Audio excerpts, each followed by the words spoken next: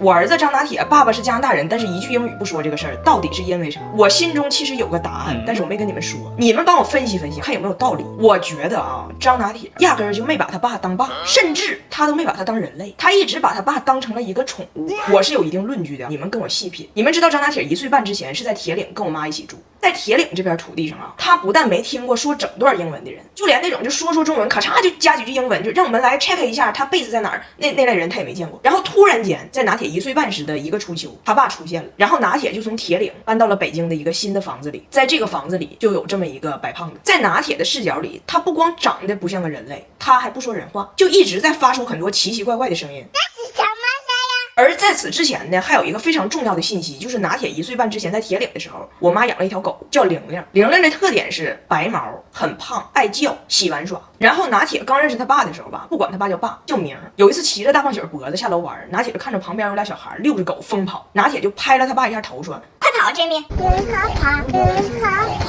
那个时候呢，我还没有产生这个联想。但后来有一次，大胖媳妇带着拿铁到楼下小广场玩，一群孩子都带着他们的爱宠围在一起。拿铁突然回头看了他爸一眼，说 ：“Jimmy，握手，握手。”他爸也没懂啊，乐呵就握手了，以为父子关系在逐渐亲近呢。结果拿铁说 ：“Jimmy，坐。”大胖姐说：“啊，谢谢拿铁，爸爸在坐着呢。”我当时后背一身冷汗呢，我想说，该不会这孩子要的坐是用后腿那种的吧？用后腿那种的吧？哎，你们品是不是很有可能？当时拿铁心中的爸爸是一只前腿握手、后腿坐的爱宠。我就发现，其实拿铁对这个庞然大物啊，他是非常喜欢的，但是他选择和他相处的方式，完全是模仿我妈和玲玲的方式。玲玲胖，我妈怕她热，天一热就领她去那个宠物美容院，告诉人家说给搅光光，要不狗热。我家人都逗这个事儿，玲玲又要搅光光了，又要搅光光了。然后有一次在铁岭，我老公要去剪头，带着拿铁去的。我老公汉语不好，到那叽里哇啦说一堆，人理发师也没太听懂。结果拿铁直勾的看着理发师，给 Jimmy 搅光光，搅光光。我的这个观察和猜测啊，作为一个秘密被我尘封了。我觉得大胖媳妇如果知道自己老带着儿子下楼玩，其实是被儿子溜，心里可能挺难受。但也就1个月吧，拿铁跟他爸熟了以后，就不让他爸表演握手了，明白了那是爸，但是依然坚决拒绝用英语沟通。我跟大胖媳妇说，你如果想打破这个文化壁垒，那只有你把汉语学好，没别的招了。我说你曾经因为不说汉语付出了很惨痛的代价，等你老了我再慢慢跟你说，你都先过去。你可以用我们的语文。这套书是新华出版社和猿辅导联合出版的，跟着新华社的文章感受一下人家怎么用的汉语。听说现在还行，你跟着写作的书学学写，咋找灵感，咋动笔，咋用词儿。阅读书也把每周要读什么给规划好了。所谓嘴笨手笨都是脑子里储备量不够，听不懂的直接老师给你讲。但是我发现吧，大胖姐确实是在学汉语，但是他复习知识点的方式非常另辟蹊径。比如他老接着诈骗骚扰电话，但是他就是不挂。人家说先生，您在我们的平台上获得了多少多少的提现额度，您如果下载什么什么什么，您就可以什么什么什么，从而享受3年内免利息、减免部分贷款等政策。他就搁那哇啦哇啦说一堆，给骗子都唠疯了，诈骗犯都不适应了。这个用户不会是要给账号信息了吧？结果他这边呢，就跟咱们小时候练英语听力似的，他就逮着一个词儿听懂了。哎，我听懂了那关联词，从而你给我打电话，从而骗我钱，从而我报警，从而把你抓去。昨儿这丫头问我说：“妈，咱们趁夏天还没有过去，要不要谈拿铁那个大脑壳？”然后我问她为啥呢？她说：“因为今天我的汉语老师教我一个词儿。”天热拿铁。我女儿虽然颜值不错，但是性格略显骁勇。作为一个东北丫头，最爱吃这个捡蛹子、啃猪蹄子，画面之野性吓跑了多少个倾慕她的幼儿园男子。但是呢，这个东北姑娘由于流浪雾都多年，忘了怎么用筷子了。她吃这玩意儿还非得用刀叉。还有她的衣品，不傻子，玩的就是一个普天同庆，就是撞色，还特别喜欢模仿她姥拍景点照，就是去寻找一种赫本农家乐的感觉。这么骁勇的孩子最近上学了，因为他说的铁岭汉语，人家别的小孩没听懂，emo 了，现在对自己缺乏自信，社恐了。我说闺女啊，这都不是事儿啊。当别人认为你的口音偏远，听不懂你说话的时候，唯一一个解决方式就是把他们全带跑偏。因为我们东北人其实一直不是改不掉口音，我们只是觉得自己没有口音。妈对你现在已经相当满意了，你是要智商有智商，要情商有情商，而且现在回国了，营养也跟上了，还有妈给你准备的爱塔美露原奶，超高 DHA 含量，我当时就是看中了爱塔美这个含量贼拉高，还有这个共生元组合，让你自护力更强，将来和你爸一样做个蹦床苗子。听着没，姑娘，自信很重要，到时候你就歘出你那帮小同学，在气质和智商这个领域，咱就是一个。那你我吧，录抖音1年多了，从来没蹭过任何娱乐圈的热点。倒不是我有多高尚，我主要是不咋看娱乐新闻，分不清谁是谁。我比较喜欢看相扑。但是我今天啊，确实想唠着。首先啊，昨天能有10来个我在海外认识的留学生朋友问我，到底是咋回事？我哪知道是咋回事啊？他也没找我。再说你们认为我是有多火呀？我要是真知道咋回事，我朋友圈里还能有你吗？你要想再找我，你都得先告我，要不我能搭理你吗？但是啊，我昨天确实一直在琢磨一个事儿，就是我应该咋教育我这俩孩子，就是一儿一女，让他们不成为这类世界里边的角色呢？我呢挺幸运，我一个不好看的人生的这俩孩子算是基因突变，再加上他俩是混血嘛，就他爸的基因就挺有劲，所以就很多人夸他们好看。我儿子出生的时候，我最好的朋友跟我说，张彩玲就你生出了个这老大眼睛的儿子，你是不是有点臭不要脸？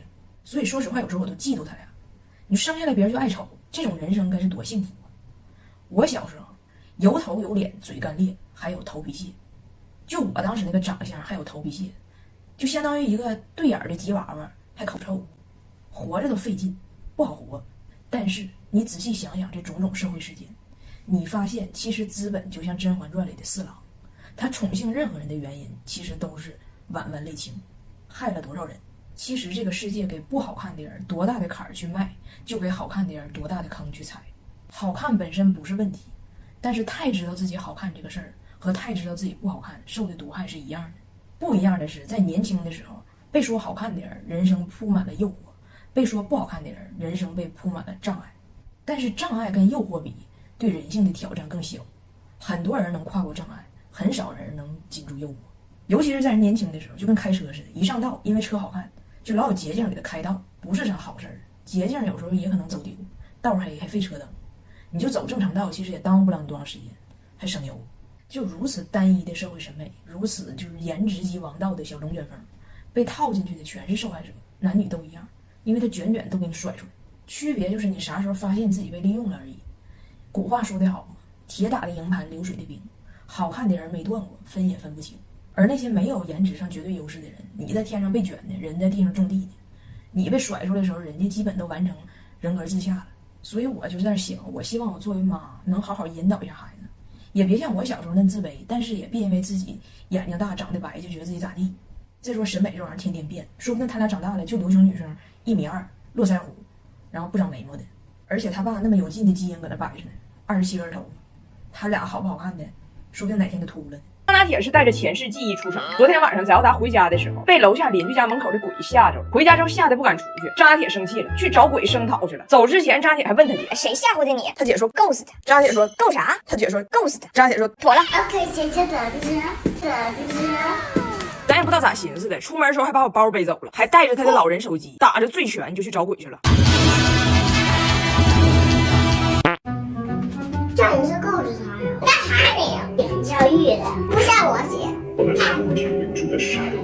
不许说谚语，不许说谚语。人张拿铁训鬼训的正威严呢，他爸非这时候给他老人机打电话。干啥你？不许说谚语。过上了好日子，红红火火。他说啥？我听不懂，我听不懂。你不要老笑我姐啊！那训鬼训的苦口婆心，没完没了。你说啥玩意儿？你这整一只手指。言教育的，言教育的。但是张拿铁没想到啊，作妖的不光咱家邻居，还有他爸呢。每年万圣节，我婆婆大胖媳妇也非常热衷于装神弄鬼吓唬小孩。那家里你就看吧，两个老洋鬼使劲浑身解数，转圈吓唬俩洋鬼子，就各种拿这些东西霍霍，又往脸上抹血，又是戴骷髅头的，整的贼吓唬人。但是张拿铁他不霍霍，他也不信，他觉得他都3岁半了，已经到了不惑之年，不应该这么幼稚。但是他爸就是折腾他，吓唬他。阿姐，刚把我压了我好疼啊！别弄我，你别跟我聊整一声。来个反台，别跟我整一声。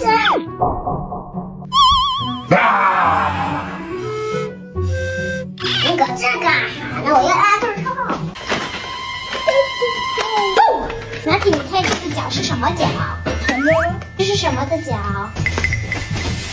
是二啊！张拿铁为了让他爸放弃，没办法，只能装害怕，这样他爸就能不跟他玩了。